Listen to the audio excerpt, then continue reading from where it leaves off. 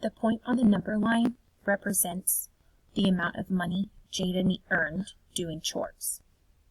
Which statement best describes the amount of money Jada earned? Well, let's look at this number line. The two numbers we have are 300 and 400. You have a halfway mark right here. That's going to be 350 because 350 is halfway between 300 and 400. This point represents the amount of money that she earned.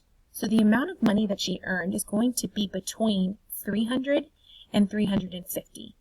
It's more than 300, but less than 350, and it's less than 400.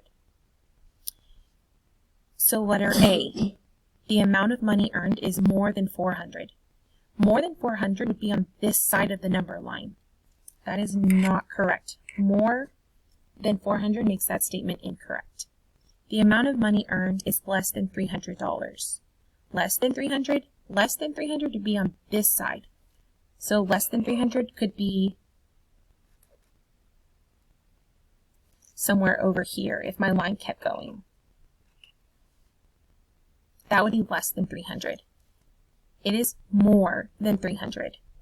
Less than 300 makes that wrong. The amount of money earned is about 400 because the point is closer to 400. Well, the point hasn't even crossed halfway between 300 and 400. So the point, is it closer to 400 or is it closer to 300? It's going to be closer to 300. It is not closer to 400. The amount of money earned is about $300 because the point is closer to 300.